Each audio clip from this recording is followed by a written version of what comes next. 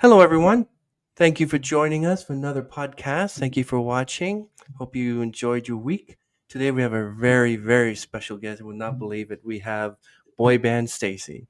Now, tell me about Stacy Larson right now. She's better known online as Boyband Stacy, and she's carved out a unique space in the music industry, bridging the gap between devoted fandom and professional entrepreneurship. She's not just a fan; she's a force. With a background in marketing and artist management, she's leveraged her deep understanding of boy band culture into a thriving business that brings fans closer to the artists they love, invited to live events by the artists themselves. Stacey uses her platform to amplify concert experiences, VIP opportunities, and fan engagement like never before. Now, as Stacey prepares to relaunch her brand with a renewed focus, Stacey is redefining what it means to turn passion into influence and influence into impact. And I hope one day it'll be impact into something else, right? Because you only have into impact, but what's after that? Dot, dot, dot, right? Wow.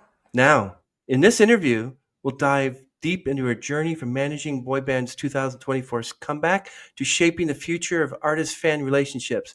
Get ready for an insider's look at fandom, branding, and evolution of the music industry through Stacey's lens. Welcome, Stacey, Boyband Stacy. Welcome to the show. Thank you. That was quite the intro. You're very welcome. I'm really happy. I've looked so much forward to this interview ever since you reached out, and I've just read so much about you, and you're amazing. I'm just so happy and honored to have you on the show. Um, Thank you. I'm honored you wanted to have me on. yeah, welcome, Stacey. Now, I'd like to ask you, so how did your journey from passionate fan to industry professional begin? That's a good question. I went to my first concert as I must have been 9 or 10 years old, and I instantly was like, I need to figure out how to do this all the time. And I started noticing the fan bases when I was in high school and discovered the Backstreet Boys and everything that went with it. And in college, I started working at venues. Hmm, So I was like, "Oh, I can go see these concerts that I would normally pay for and get paid to be there." wow, So that was kind of how it started. that's amazing. Wow. Do you remember back in well, there's like the Temptations. That's sort of like was like a more boy band, I guess. You know, the Hmm. Temptations and the Chillites Definitely. and and the Four Tops. That was also kind of like a Yep. boy band, you know. And hmm So yeah, my first concert that I went to, that was the Beach Boys. So that was technically a boy band. and that's where the thought that you would want to just this is what I want to do. I want to be a VIP. I want to get free tickets. I want to meet Backstreet Boys themselves. It was pre Backstreet Boys, but yeah, the whole just I just remember what it felt like being at my first concert, and I loved the live music, and I just wanted to figure out how to do that professionally. So, what inspired the name Boy Band Stacy? Where did you get that from? It's like Malibu Stacy, but it's Boy Band Stacy. I think it was it was uh, we spoke briefly before we started, but during COVID, I was at home a lot, had a lot more free time, and I go to a lot of events and I love boy bands, and so I thought my friends and family were getting tired of seeing all this stuff on my personal page. So I'm like, what would I call myself if I do an Instagram? Well, I always go see boy bands, so it's Boyband Stacy. So that was how it wasn't pre-planned, but it made sense. And then because I love marketing and branding, I just was having fun building a brand around it. And then you become a song, Stacy's Mom, when people introduce. Yeah, that was in high school, so that was a good time for that song to be around. I was embarrassed as a teenager, but Can you describe the moment you realized fandom could be more than just a hobby? yeah, it was when the Backstreet Boys were releasing their Millennium album. AOL was very big, so I joined the chat rooms and started making friends with other fans. And I needed to find a way to buy my own concert tickets. And that was in school, so I didn't have time to work full time and pay for this. But I thought, well, these fans, like we all want to share the same things. So I would come home every day, tape all of their TV appearances that the Backstreet Boys were on, TRL, any show, and then I would sell them in the chat room to other fans. So I would mail them out every day after school to different fans that wanted to buy them. And that was how I made the money to buy concert tickets to go see them. Wow, that's amazing. Yeah. And I still talk to some of those girls that I met in the chat room to this day. Wow, that's amazing. And then you have the full Circle Boys, but then you have like Backstreet Boys is still pertinent, but when does it become a man band? I I don't know. They're just they come alive on stage that, and especially in this boy band fandom, they evoke such a feeling of nostalgia Mhm. that we all feel like teenagers again. So, watching them on stage, I think they'll forever be boy bands. You imagine if the Backstreet Boys were like 95-year-olds, would you still call them boy band? Hopefully, we'll get to find out in about 50 more years. So, 40? what was the biggest challenge in managing a boy band's 2024 comeback? I think it was just getting the name back out there and raising awareness about it. That was a big thing. It was fun. It was really fun to do that. And I don't know. Everything was a challenge, but it was fun to do, and it was like a new thing for me to unlock and figure out. And I love that. I'd be interested in what happened with One Direction. They didn't last very long. What happened there?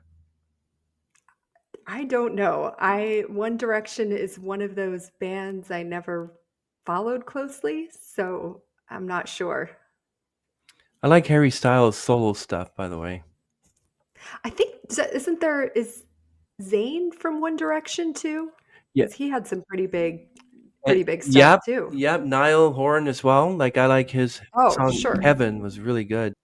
Well, those guys really have a roadmap for solo careers because they, as a band, were big, but it's not just one or two members that had big careers solo. It was a bunch of them. So whatever they did worked. Yeah, it was Liam Payne. I think we lost, right? I think, yeah, Yeah, was that last year recently? yeah. Stacey, how did your marketing background influence your approach to artist promotion? That's a good question. You know, I'm not sure. I love branding and finding a good recognizable brand. And I think it's a challenge that I like to do. So I think that helped, especially with managing the boy band last year, was getting that logo back out there, branding that, getting it well seen. And then, with social media around now, that has, to me, it's like an easy opportunity for quote unquote free press. Like you can control what you want out there. You can get it out to the masses. You're not relying on anyone else but yourself. And that part of it, I think, is really cool.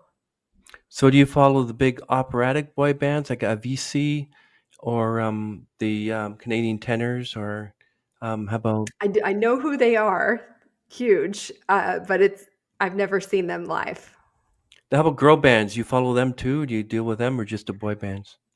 I was really into the Spice Girls. That was my favorite. So there's a really great Spice Girls tribute show that is in Vegas and they tour around. They're phenomenal ladies. But yeah, that was what I was really into. And I, I think I'm amongst many in saying that we would love a Spice Girls reunion. Yeah, you and a million other girls out there. Yeah, it's the Spice Girls and, NSYNC. Everybody Yeah, wants the NSYNC reunion and the Spice Girls. yeah. So, what do you think is the most rewarding part of bridging the gap between artists and fans? Like, how does that work? I think it's just seeing fans' reactions and then the ability to do that now. Social media plays a huge role in that. When I was growing up and we were part of those fandoms, we had each other to connect with, but we could never connect with the artist. Or you could, it was just really impossible. It's a lot easier now. And so I like having a platform where fans can come on, talk about an artist, and the artist can see their comment. And sometimes they respond back or they follow them back. And that's really cool to see. Yeah, and like, so you've been in the back stage and you've met NSYNC, and people are saying that they're fake, they lip sync. Is that true, or they're actually real and they do sing, and it's actually them They're singing? Well, truth be told, I've never been backstage with NSYNC. Never all of them as a group, but Joey specifically, he does his own shows. It's called Joey and Friends, or he does one with the Backstreet Boy, Joey and AJ, and he is 100% live. He even has a live band, which is phenomenal. Um, I think there's with most artists, a lot of them have background tracks, but I know specifically for a lot of the bands I follow, the stereotype of them all lip singing is just not accurate. Night to night, I'm sure there's occasions where they do, but as a whole, it's a common misrepresentation of how talented they are. Do you know anything of the music industry and why they like? I'm not saying they're doing anything with Britney Spears or Taylor Swift, but to dance and sing at the same time like Madonna, I mean, that has to be all lip sync because I tried that once. I tried testing it out by dancing and singing for like 5 minutes, and I just couldn't do it. They have a really good vocal coaches, lots of cardio. A lot of the back there's also 5 of them usually, so they've got support. It's not them on their own, but, like, Justin Timberlake's a great example of someone who is moving around, dancing like crazy, and still singing all of his stuff. So, have you met Justin Timberlake? I met him in, like, 1999 or 2000. It was, Radio Music Awards, and I was a seat filler in the award show. So Amazing. I met him then, and I used to see him in passing at the venue, but I wasn't allowed to stop any of the artists and say anything. So Wow. that was as close as I got. Well, you often invited to live events by artists. So, how did those relationships form? I think it was a combination of working in the music industry for so long. You just make such a network of people, and no doubt that the Instagram account when I started Boyband Stacy was is such a great tool to promote shows that were going on. So it was cool to be invited to go to things and then post about them. And a lot of people, as crazy as it seems to me, because I'm so entrenched in the fandoms, but a lot of people didn't know that Backstreet Boys were still touring or O Town is still Hmm. touring and that Joey has these solo things. So it goes back to the marketing where I love figuring out how to reach new people, let them know what's going on, and get them to come out and see all this stuff too. I actually had Full Circle Boys, another boy band, on my podcast, and they're really getting into being like NSYNCable, sort of like. So if you Yeah. people like to follow NSYNC because they have all the moves, and they were originally with the dances, I believe. Um, but so, what do you think is one's misconception that people have about music influencers like yourself? Uh, I think especially for women, it's a groupie stereotype. It's a lot of times other women saying that to other women too, which is interesting because if you see a man walking around backstage, you think, oh, he's working, he's a roadie, he's doing something. And you see a woman backstage and you're like, oh, who's she here with? It just the instinct for whatever reason is not to think like, I wonder what her job is. Yeah. So I think that's a big stereotype. There's also the whole thing about fans too, and that it's not good to be a fan and you can't, do anything other seriously, which is crazy because who knows that market better than a fan? And who isn't a fan of something? Everyone knows you. Like I saw Donnie Wahlberg mention your name in a podcast. He showed up unexpectedly. I watched all your things. I'm like, who is Oh. this girl? Always. That's what the challenge is, was that marketing of like, how do I let other people know? Let's go and build something so it's recognizable. Yeah, I'm gonna go to Sistine's Chapel one day, and I'm gonna see you there. I'm like, what? Stacy's here too, amongst four of these. It's It's amazing. fun, and I started collaborating with a new brand. They're called Stage Water, and Mm, I'm wearing their shirt, and then I have my Stage Water here. wow. But they were started by three roadies. Hmm. Two of them are in country, and then one of them works for the Black Keys. But they Wow. started this water brand. It's fairly new. And to me, I'm like, this is like the cool liquid death. Like this, to me, will be just like that. And it's cool to support other people and watch their brand go or grow. Wow. Same way, like it's fun to take on those challenges when you see, like I saw their branding, I saw their logos. I was like, this is really cool. And then they have a whole great, another episode, but they have a whole great backstory and their mission. And it was just such a natural fit to want to partner up with them.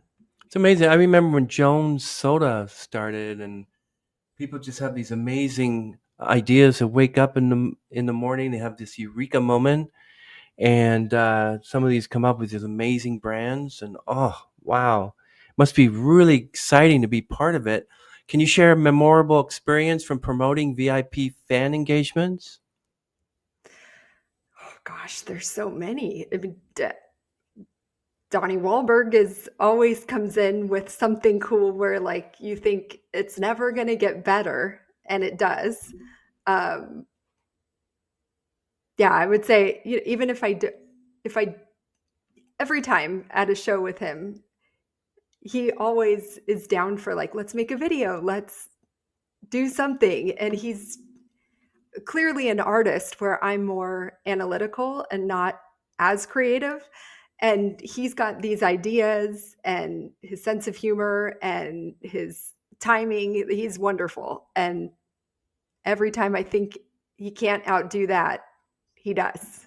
So, Stage Water, your favorite brand that you like to promote? So you literally like hold it up and Stage Water, this is it. But Yeah. So I don't work for them. I'm just partnering with them. I just discovered them maybe a month ago. hmm, So it's very fresh. But like I said, I scroll on Instagram a lot for my own stuff. And I somehow was fed their page and just thought, this is so cool. This is really cool. So yeah, I'm just excited they accepted my cold DM to them asking if they wanted to partner with me. And for some crazy reason, they did. So I'm grateful that they wanted to work together. are you tempted to pick up a can of Coke? I'm I'm a diet Coke girl. I do love.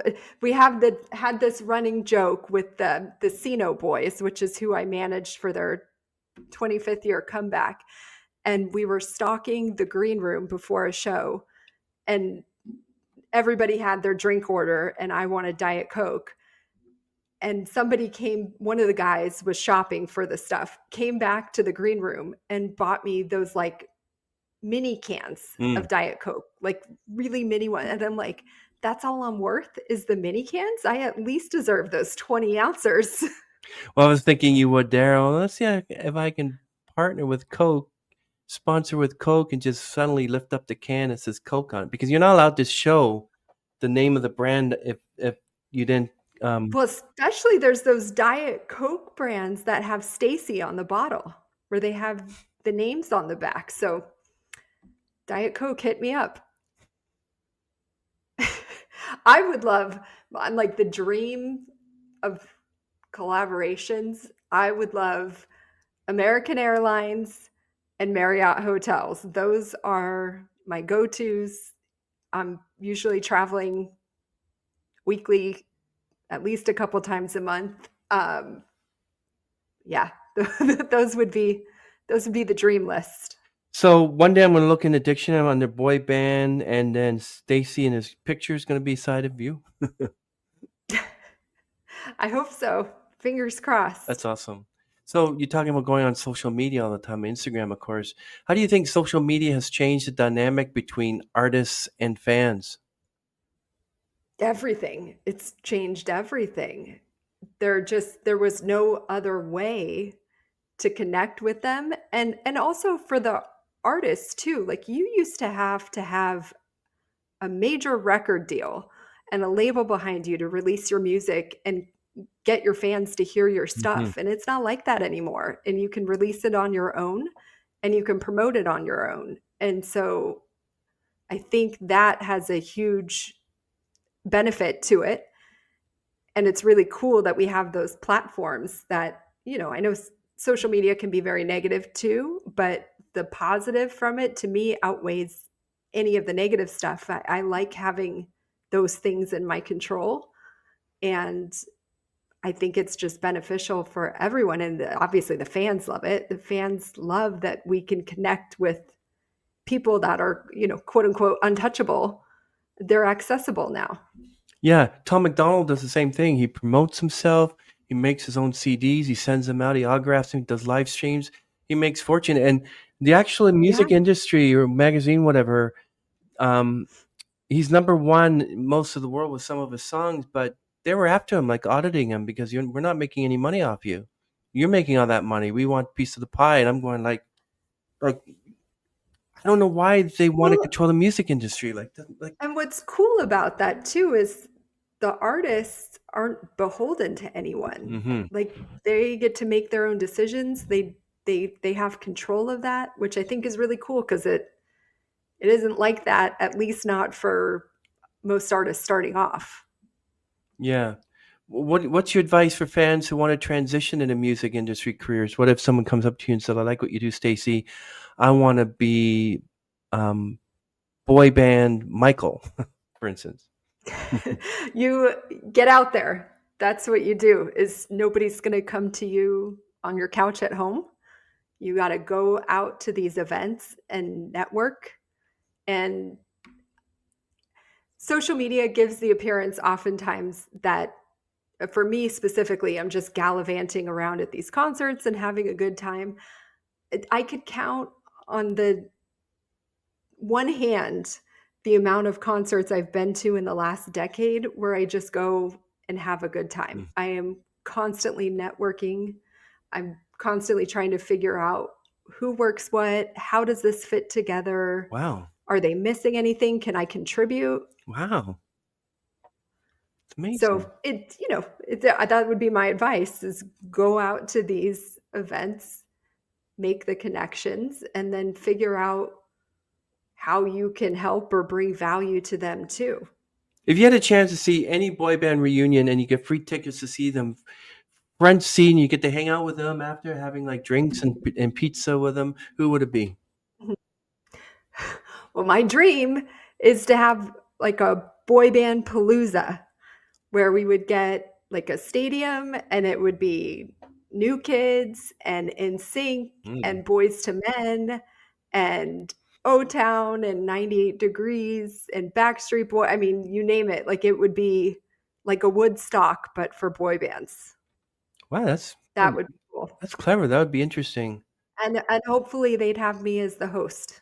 Oh yeah, definitely. I would vote for that. Definitely. We want boy band Stacy to be the host. Put a microphone in her hand. She can drop it anytime Yeah. she wants. So, what role do you think boy bands play in shaping pop culture today? I think they always shape they're just like and people often overlook boy bands too and think like, "Oh, this will be a fad and gone." But there's always gonna be a generation of young kids, especially girls, that love this kind of like, it's gone from, Motown to pop to K-pop, like, it just keeps evolving. And I think the cool thing is we all have things from our childhood that we love, and maybe we step away from it for a number of years when we're, going to school, having kids, all that stuff. But the cool thing is, especially in my age group, and I think it happens every generation, is that you get to a point where your kids are grown, you know how to manage your jobs, and all you want is this escape and the nostalgic memories, and nothing can touch you like those. And so there's a whole resurgence of that again, which will, I think, happen again in 25 years for the K-pop, and they'll have another rebrand. So I think it's always going to be relevant. Yeah, I remember I saw the girl I was dating at that time years ago. She knew people, and she got me free tickets to see the Dixie Chicks. Well, I mean, they're called the Chicks Oh now. yeah. Saw the Dixie Oh Chicks, yeah. front seat. Like I could touch Natalie right there. Say, "Hi, Natalie, how's it going?" you know. Oh wow. And Yeah. and then tickets to see Josh Groban. But Oh, I'd want to see Elton John, but the Elton John from the 70s and 80s, and I would want to see Billy I Joel from the 80s, but not like I you mean know, something's wrong with him now, some sort of medical issue, but I would love to have seen oh, him. Yeah, there's a medical I issue. was surprised. I saw Josh Groban in I had a friend that was working for him in like 2013 or 2014, Mm. and I didn't really know his songs. Wonderful voice, but I was surprised. He is so funny. Like half his show to me, his commentary, I'm like, this guy could be doing stand up too. He was so funny. Yeah, I'm into that sort of things, but I I know 1997 was when the Bee Gees were all together in 1997, one night only. I wish they were in Toronto. I wanted to see it. And then, of course, Maurice died in 2003. So it's kind of, I wish I'd seen the Bee Gees in Love person. the Bee Gees. That would have been I a, love them. My mom was a big fan of the Bee Gees, so she passed on that music to me. So I love the Bee Gees. And I think it was at high school, Backstreet Boys did How Deep Is Your Love a cappella on I think it was the Grammys. But it was so cool to hear them sing the Bee Gees, and what a great song. And they sounded amazing doing it. yeah, wow. So how do you curate content to keep fans engaged while staying authentic? That's the challenge. That's the challenge. And it's also, for me, feeling authentic for me too. I am not ever somebody that's good at faking it. If I don't like something, it's written on my face. I don't have a poker face. Um, so it's really finding stuff I think that I like and I can connect with, and think that other people that are a fan of this genre can connect with too. Because if I'm not interested in it, or it's hard for me to recommend something and I just don't. So what does your mom or your family or even your son think about what you do? You know, think they're think it's very cool. I know that it's when you say you're gonna get into music, there's always worries of like, that's a long shot, that's not safe, that's risky. Um, but I think, as the years has gone on, I've proven there's some longevity in it, and it doesn't have to be crazy or anything like that. And it's fun, and I think it so I've been told, but I think it's true, is that people can see my genuine love for this and my passion for it, and it's not fake, and it just feels like it was my destiny. And as much as I run away from it sometimes or don't want to be around it sometimes in the crowds, like I always am drawn back in. I love it. It's at the core of who I am. So does it make you feel content or happy with all the sounds of the music and the voices and everything? How do you deal with your mental health? How do you deal with just you want that silence? So what do you do? Like you just Yeah. Well, a lot of people of a like misconception think I'm out all the time. When I am home, I'm in bed by 8 o'clock. I'm not a late night person. I don't really watch TV. I like to just sit in silence and organize or like make notes, or I'm not even really a big phone talker because I just want the silence. So I'll text.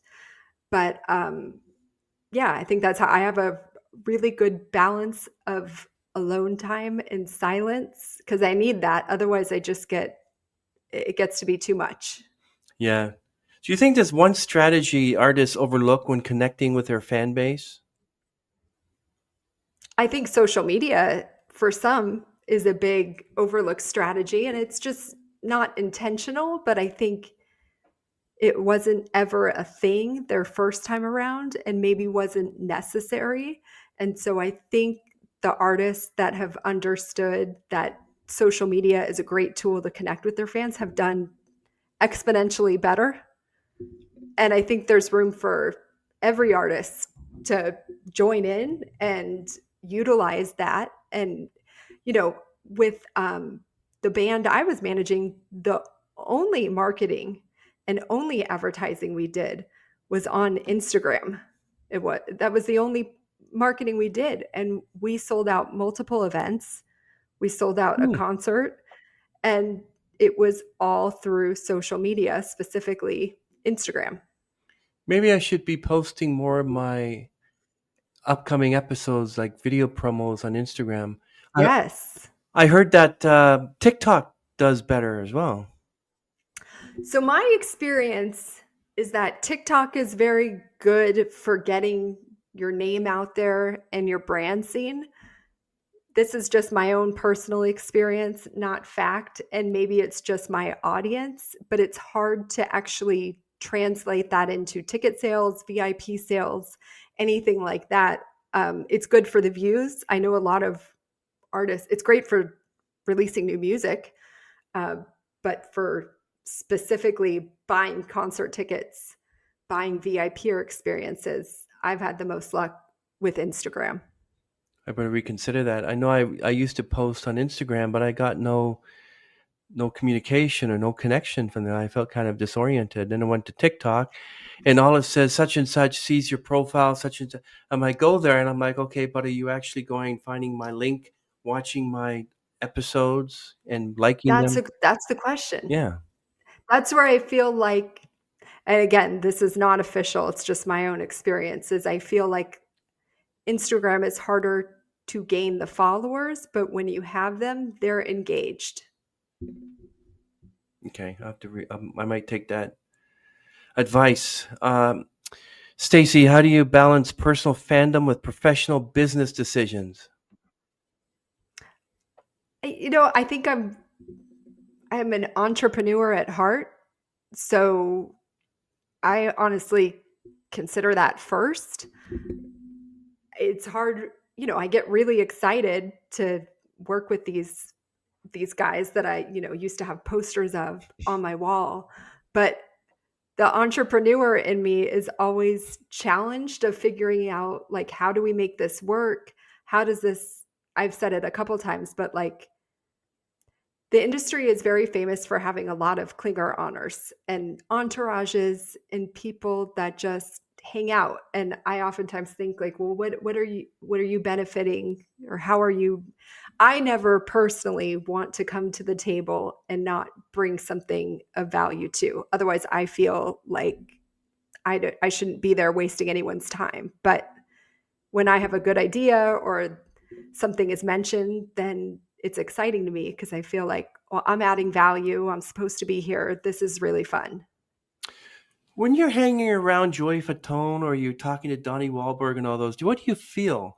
Do you feel like, how do you feel?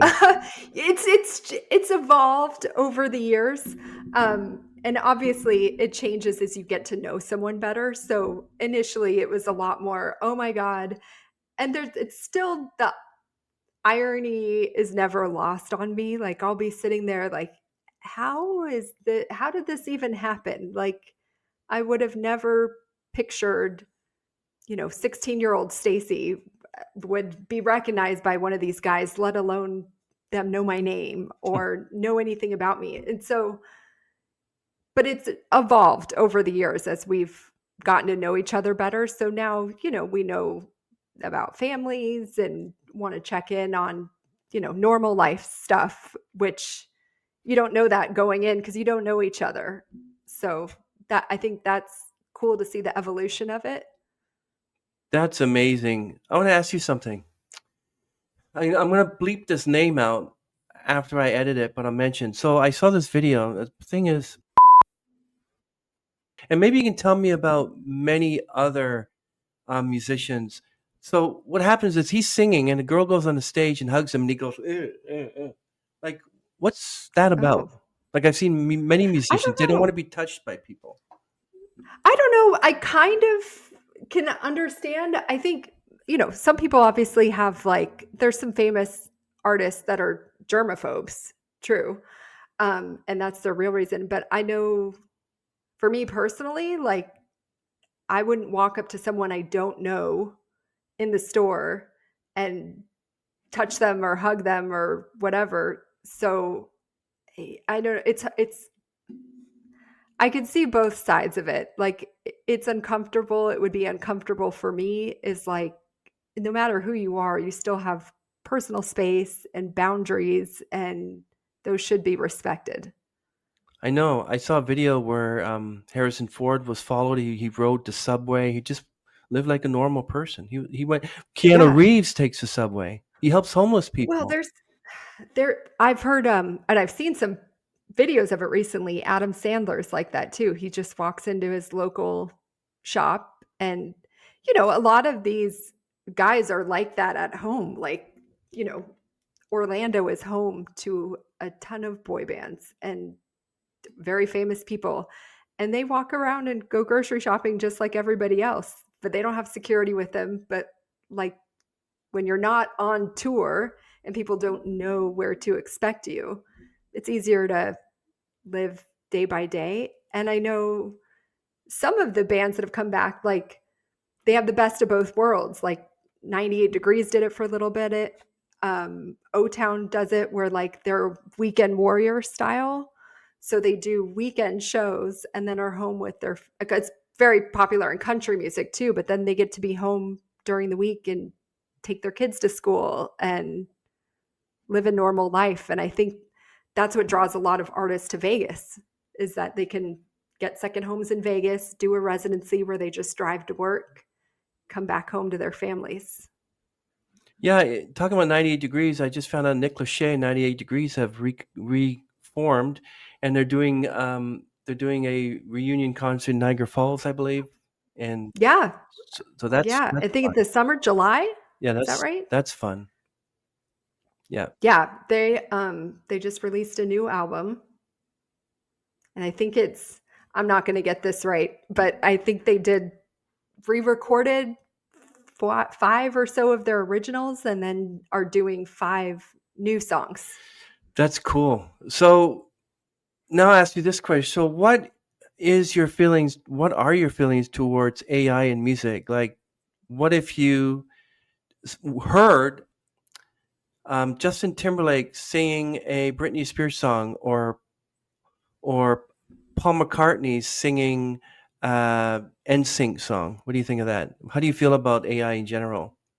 I don't know that I have a strong stance one way or the other. On one hand, I think it would be really cool because you're getting to cross over genres and expose both fans or both sets of fans, which helps everybody. Um, but there's also something to be said about taking someone else's work. I think there's equal arguments on both sides, and there's a place for it. That's true. So looking back, Stacey, what would you have done differently in your career? Like, let's say you went back to talk to the 10-year-old Stacey. What would you tell her?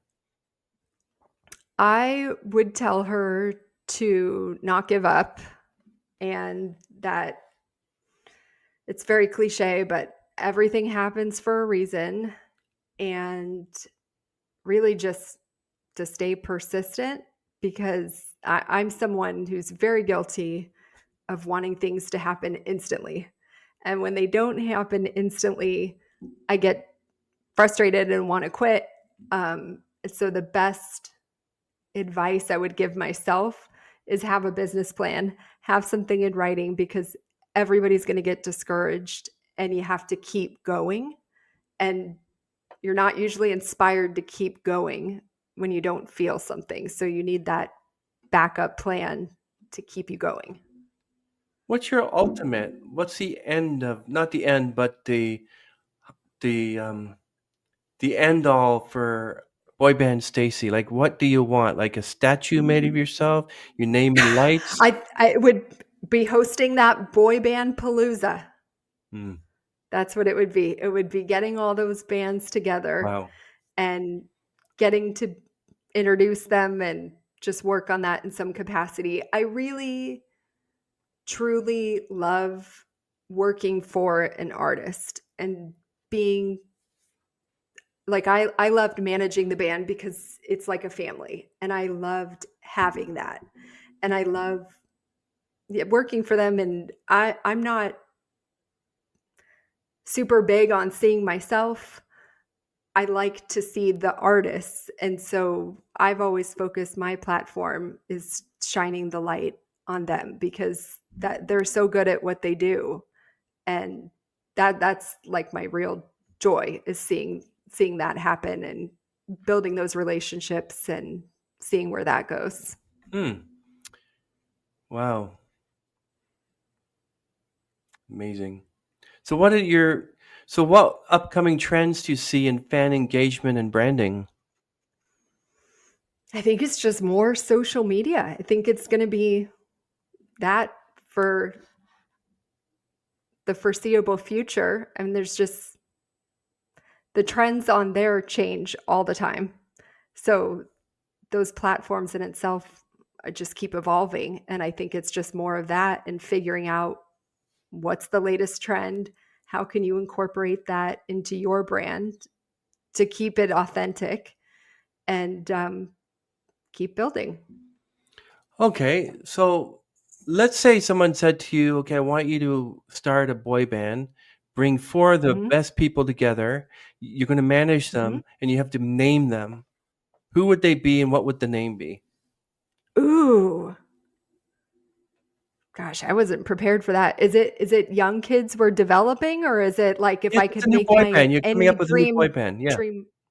So it's like a all-star lineup of yeah, boy band members. four So people. this is I am somewhat prepared for this. When I was managing Cino on our drives after shows, we would play in the van together. Who would be your dream team of boy band members? So I would always choose Nick Carter from the Backstreet Boys, because he is what got me into this. I saw him as a teenager, loved his voice, and was instantly hooked. So I would pick Nick, and then I would pick Donnie Wahlberg because he's the ultimate in branding, the nicest guy, hardest worker, Mm. and just the ultimate showman. So Donnie Wahlberg would be second.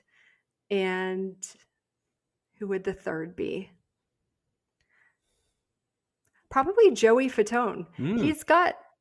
He's got such a beautiful voice, and I feel like he was somewhat overlooked in NSYNC because he didn't have a lot of leads, but he's such a good showman, and he's got a really amazing voice. And especially with his solo shows, he does these shows and you're like, why weren't you the one singing the lead on that song? That's incredible that you have that range.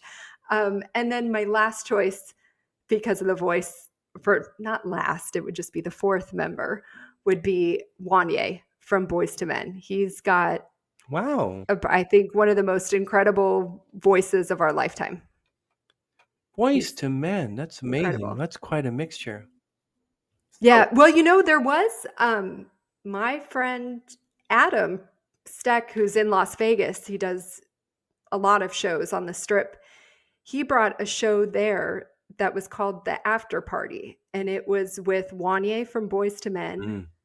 Joey Fatone, AJ from Backstreet Boys, and Nick Carter. And so that was one of the first times I can remember that we got to hear them sing each other's songs, which was really cool. So nobody from Boyzone, I guess, huh? No, no, but I've seen the Boyzone is European, right? I like them. Aren't they from Europe? I'm not really sure, but I like a lot of their songs. No matter what.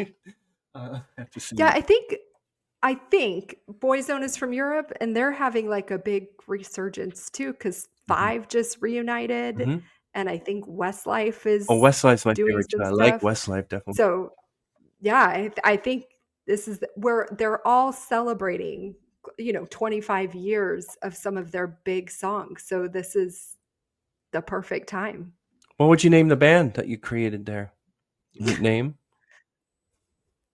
I don't know. Now I've got Boyzone in my head where I'm like, I want to name them Boyzone. That was such a good name. uh, Maybe uh I don't know. I was gonna say Boys to Men because they're men now, but that's already a name. I'll have to think on that and get back to you. I don't know, but if you have a band from the '70s naming themselves the Babies, I guess anything goes. That's true. Yeah, that could be very true. And another one is Take That. Take That was my favorite as well. Oh yeah. I And became a they're big Robbie Williams fan. yeah, you're European too. We're British, right? I think that's Mm. geography is not my strong suit, but I think that's Yeah, it was all overseas bands, but I think they're all they were all huge. yeah. So you're talking about a brand relaunch. What's new and exciting with that? So I'm doing the stage water that I'm excited Hmm. about, and I'm doing two new series. So I'm doing one series that I'm really excited for every Thursday as my throwback, but it's like a look behind the scenes.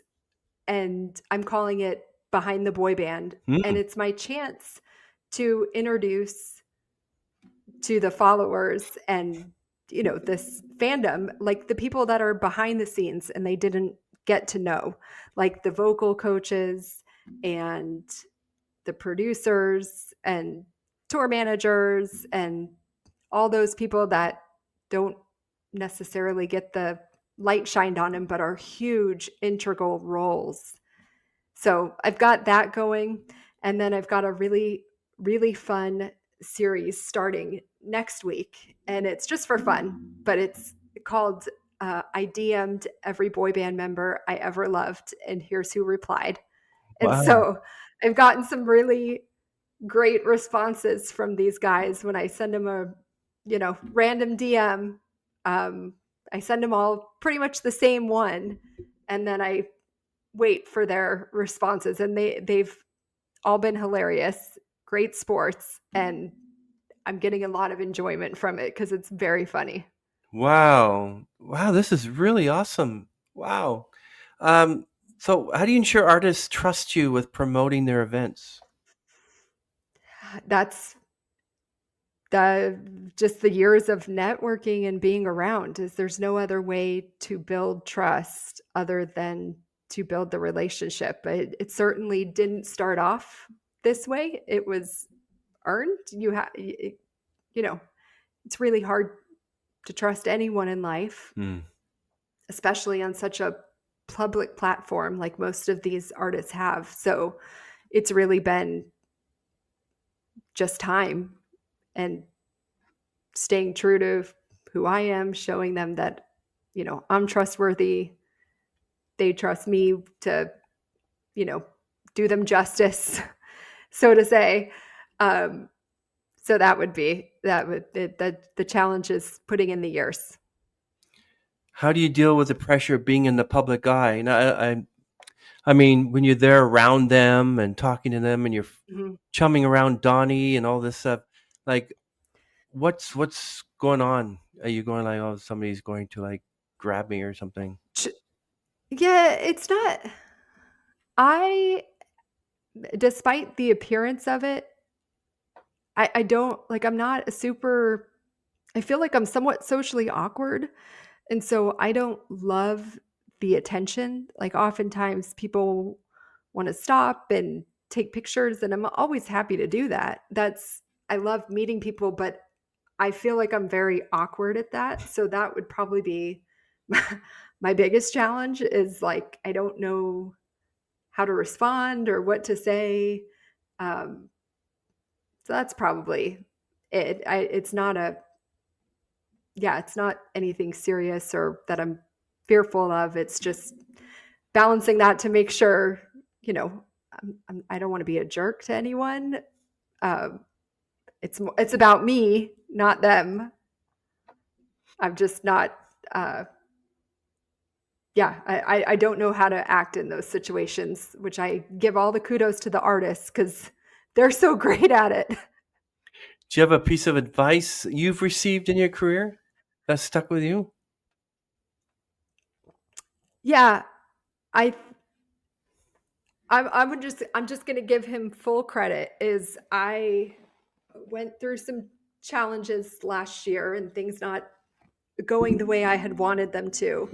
And I really second guessed everything I had built. Hmm. And I got a Zoom call from Brad Fischetti from LFO where he basically asked me what I'm doing. And I came up with every reason of why I'm not doing Boyband Stacy and why I'm not here anymore. And he basically challenge those with thoughts of like, well, think about this, well, Hmm. think about this maybe. And that's what got me going again, where I was able to sit back and be like, well, maybe he's right.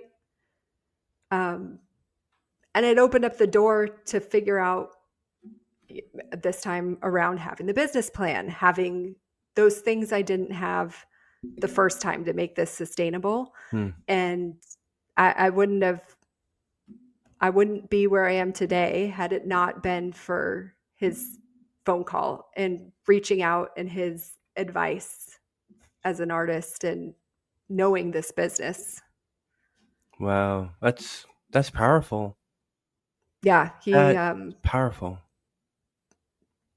he I will never be able to thank him enough for that. It was really incredible of him to reach out. Wow.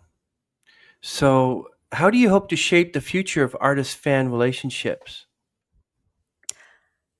I think it's doing these and promoting the VIP experiences. I think there oftentimes is a disconnect between what the VIP companies offer and what the fans actually want, and then what the artists are willing to do. And so I think there's room for consulting and feedback and making it so that all three are connected. Everybody's happy: the fan, the artist, the VIP company facilitating it. And, you know, yeah, I think that that's where I like to give input and feel like I have a good pulse on what the fans want, what, is a reasonable price for something, and then also what the artists are comfortable with, because every artist is different and have different comfort levels. And so I think it's important to marry all three of those. Amazing. No, you just smack, dang, bam, boom. Last question here. Okay. So, what's next for boy band Stacy? Any big projects on the horizon? I know you're doing the brand relaunch and everything, but what would be Mhm. next after this the stage water and then everything else? What would be next? Well, logistically next, Um, I'm doing a morning show in Ohio Mm, in a couple of weeks to talk about the brand and bridging that gap with the artists and the fans. wow. And yeah, just more of that. I also work for a great agency as my day job. So I am on another tour. So I Mm. love that. And that keeps me very, very busy. So this truly is a passion project for me. And any opportunities that come of it from Boyband Stacy is just a bonus. I have my uh, job in the industry that keeps me busy day to day on the road that I love. And all this is extra. And you found time to be on my platform. Wow, I'm honored because you're so busy. You found time to be here. Exciting. I love it. This was great. Thank you for having me. Thank you, Stacy. Oh, you're very welcome. Okay, everyone, everything will be linked down below. Thank you so much, Stacy Larson, boy band Stacy. Now you continue to define the artist fan dynamic, and your journey stands as proof that passion, business, and seamlessly intertwine. And from managing a boy band's comeback to spearheading innovative fan engagement strategies, you're just shaping the conversation and leading it. Thank you so much, Stacy, for being on our show Thank, tonight. We're really honored that you found time in your busy schedule to be here.